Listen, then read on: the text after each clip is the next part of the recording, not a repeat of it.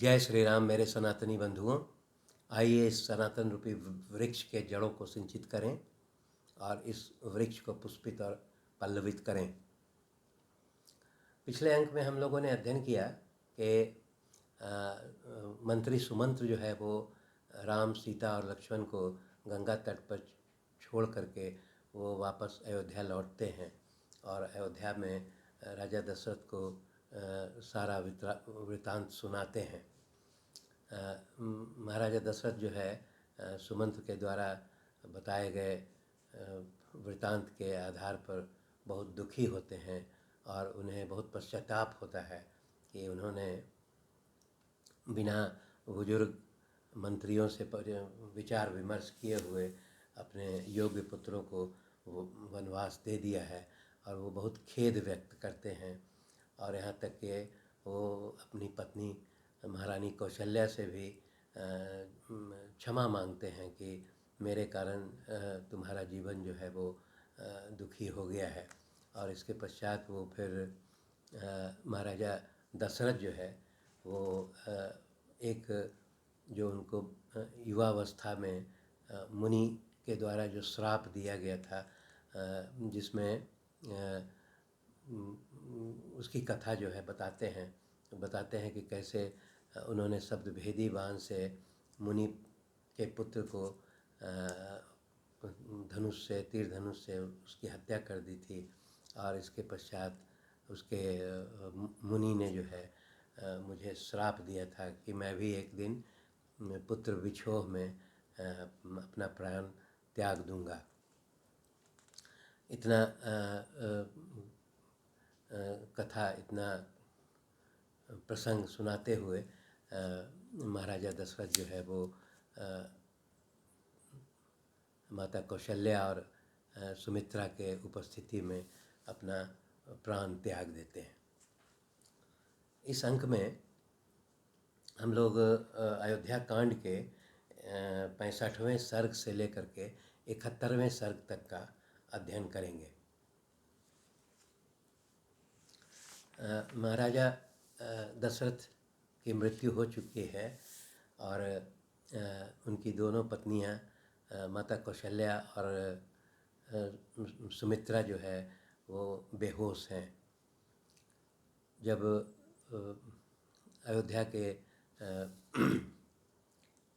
महल के निवासी लोग जब ये उनको अनुभव होता है कि महाराजा दशरथ जो है वो बाहर नहीं निकल रहे हैं, तो वो जा कर के उनका स्पर्श करते हैं और वो पाते हैं कि फिर कुछ महिलाएं भी वहाँ पर उपस्थित हो जाती हैं और वो स्पर्श करके महसूस करते हैं कि महाराजा दशरथ की मृत्यु हो चुकी है और दोनों महारानियाँ जो बेसुध पड़ी हुई हैं। तो ये देख कर के वो विलाप करने लगती हैं और उनके विलाप से फिर माता कौशल्या और सुमित्रा जो है जाग जाती हैं। और उसके बाद फिर जब उनको ज्ञात होता है तो सारी रानियाँ और महल की जितनी महिलाएं हैं जो है वो राजा दशरथ के मृत्यु पर विलाप करने लगती हैं। माता कौशल्या जो है वो विलाप करती हुई महारानी कैकई को भला बुरा कहती हैं कि दुराचारणी क्रूर कैकई, ले तेरी कामना सफल हो गई, अब राजा को भी त्याग कर एकाग्रचित्त होकर अपना अकंटक राज भोग। और उसके बाद वो बताती हैं कि मेरे तो पति भी गुजर गए और पुत्र भी मेरे साथ नहीं है, इसलिए मैं तो अब एक क्षण भी जीवित नहीं रह सकती हूँ। और उसके बाद फिर वो ये बताती हैं कि पति और पुत्र के नहीं रहने के पश्चात कैकई के अधीन जो है मैं एक क्षण भी जीवन नहीं गुजार सकती हूँ, इसलिए मैं अपना शरीर त्याग दूंगी। इसके पश्चात राजा दशरथ की मृत्यु के पश्चात सभी मंत्रीगण सब विचार करते हैं कि बिना पुत्र के इनका दाह संस्कार करना उचित नहीं है, इसीलिए उनके शरीर को तेल में जो है सुरक्षित रखने की कार्रवाई की जाती है। इसके पश्चात राजा दशरथ के सभी मंत्री और पुरोहितगण जैसे मार्कंडे, मौदल्य, वामदेव, कश्यप, कात्यायन, गौतम और जाबाली, ये सभी जो है मंत्री और पुरोहितगण वशिष्ठ मुनि के पास आते हैं और कहते हैं कि महाराजा दशरथ के चारों पुत्र यहाँ उपलब्ध नहीं हैं और यहाँ बिना राजा के जो है ये राज्य जो है इस राज्य का नाश हो जाएगा। और इसलिए वो बताते हैं कि राजा जो है किसी राज्य में राजा का होना अति आवश्यक है। यहाँ पर वो राजा का गुण भी बताते हैं कि राजा अपने महान चरित्र के कारण यम, कुबेर, इंद्र, महाबली, वरुण से भी बढ़ करके होते हैं, क्योंकि यमराज केवल दंड देते हैं, कुबेर केवल धन देते हैं, इंद्र केवल पालन करते हैं और वरुण केवल सदाचार में नियंत्रित करते हैं। परंतु एक श्रेष्ठ राजा में ये चारों गुण मौजूद होते हैं, इसलिए राजा जो है वो श्रेष्ठ होता है और इसलिए किसी राज्य में राजा का होना आवश्यक है। और चूँकि चारों में से कोई पुत्र यहाँ उपलब्ध नहीं है, इसलिए वशिष्ठ मुनि से अनुरोध करते हैं कि किसी इक्ष्वाकु वंशीय राजकुमार या अन्य कोई योग्य व्यक्ति को राजा के पद पर अविलंब अभिषेक किया जाए। इस पर वशिष्ठ मुनि बताते हैं कि चूँकि महाराजा दशरथ जो है वो भरत को राज्य सौंप करके गए थे, इसलिए इसको कोई परिवर्तन करना संभव नहीं है। अब मात्र यही एक उपाय है कि हम लोग दूत भेज करके भरत और शत्रुघ्न को उनके ननिहाल से बुला लिया जाए और इसके आलोक में योगदूतों को तैयार करके राजा भरत शत्रुघ्न को बुलाने के लिए ननिहाल से दूत को वहाँ से प्रस्थान किया जाता है। इसका ब्यौरा देखने से ये प्रतीत होता है कि ये जो कैकई प्रदेश था वो अयोध्या के पश्चिमी दिशा में ये अवस्थित था। तो रास्ते में बहुत सारे स्थानों का विवरण है, जैसे रास्ते में दूतों को अपर्ताल नाम का पर्वत मिलता है, फिर उसके बाद मालिनी नदी मिलता है, उसको पार करते हैं। उसके बाद हस्तिनापुर में गंगा पार करते हैं और पश्चिम देश में आगे बढ़ के फिर पंचाल देश में पहुंचते हैं और वहाँ से कुरुजांगल प्रदेश में बढ़ते हैं। फिर दिव्य नदी सरदंडा पार करते हैं और वहाँ से पार करके फिर कुलिंगा नामक स्थान में पहुँचते हैं और उसके बाद इक्षुमती नदी पार करके फिर सुदामा नामक पर्वत के पास पहुँचते हैं। पर्वत के पार करने के पश्चात वो ब्यास नदी के पश्चिम पहुँचते हैं और उसके पश्चात वो कैकई नरेश के राज्य में पहुँच जाते हैं। वहाँ पर जब दूत पहुँचते हैं तो उसके पहले भरत जो है बहुत व्याकुल हैं, विचलित हैं, क्योंकि उन्होंने एक बहुत ही बुरा सपना देखा है, जिसमें वो देखते हैं कि आज उनके पिताजी जो है वो मलिन मुख है, उनका बाल खुले हुए हैं और वो एक चोटी से गड्ढे में गिर गए हैं जिसमें कि गोबर भरा हुआ है। फिर वो ये भी देखते हैं कि पिताजी तिल और चावल खाते हैं और फिर सारे शरीर में तेल लगा करके उसी में गोते लगाते हैं। इसके पश्चात वह यह भी देखते हैं कि महाराज जो है वो लोहे की चौकी पर बैठे हुए हैं, जिसमें बहुत सारी स्त्रियां उन पर प्रहार कर रही हैं। उसके बाद फिर गधे के रथ पर वो यात्रा कर रहे हैं, ये भी वो सपने में देखते हैं। तो भरत बताते हैं कि इस प्रकार का जो है सपना वो हम में से चारों पुत्र, चारों भाई और पिता में से किसी एक की मृत्यु को दर्शाता है। इसके पश्चात वो दूत लोग जब कैकेयी राज के महल में पहुंचते हैं तो वो बताते हैं कि हम लोग भरत और शत्रुघ्न को बहुत आवश्यक कार्य वहाँ अयोध्या में पड़ गया है, इसलिए हम लोग उनको लेने के लिए आए हैं। भरत जो है वो अपने नाना मामा इत्यादि से इसका स्वीकृति लेकर वो वहाँ से प्रस्थान करते हैं और बहुत सारा इस ननिहाल से उनको बहुत सारे कीमती वस्त्र और उपहार भी दिए जाते हैं।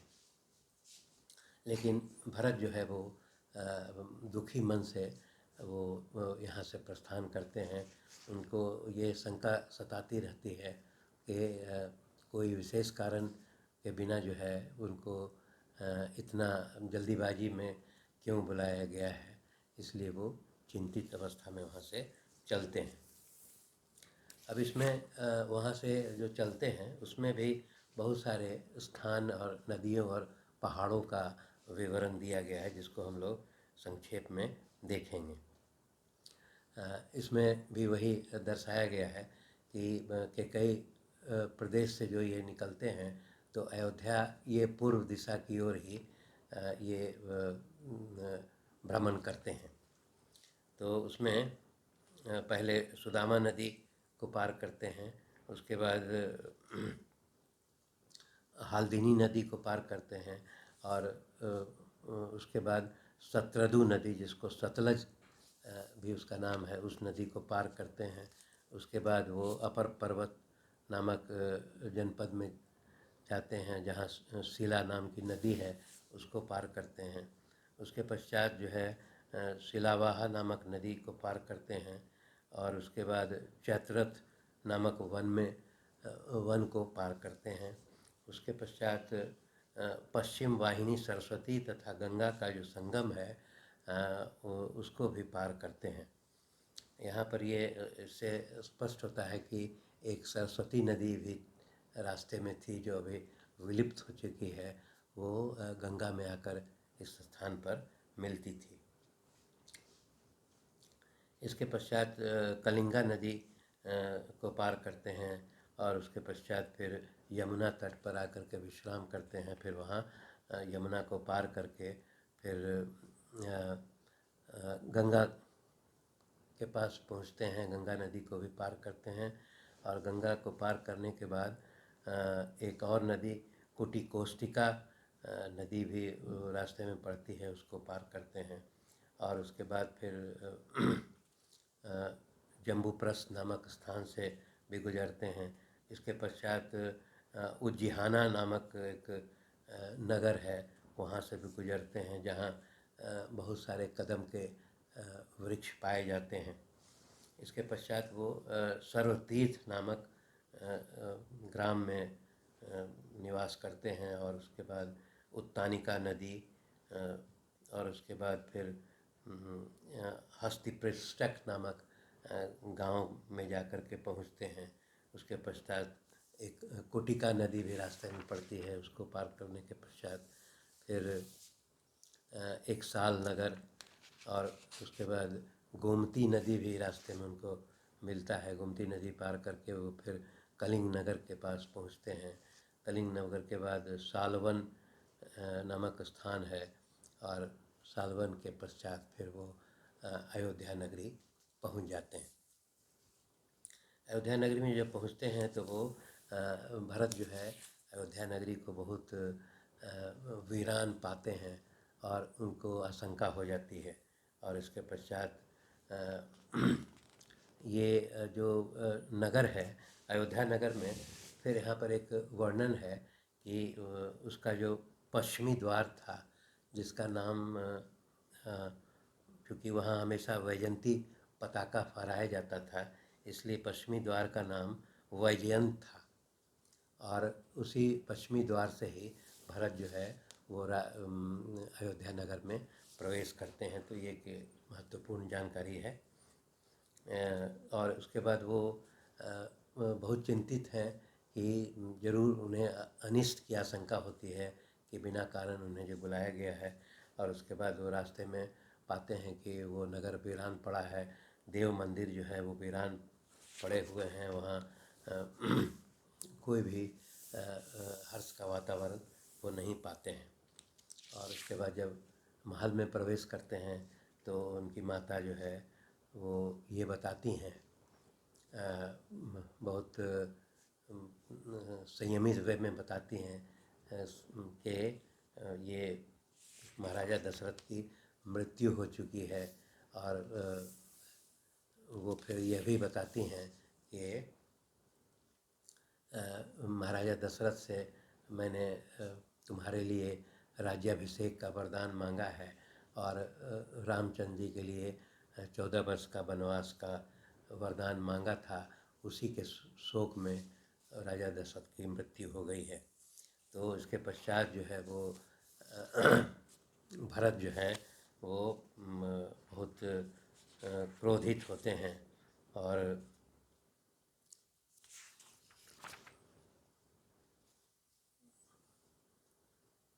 क्रोधित होते हैं।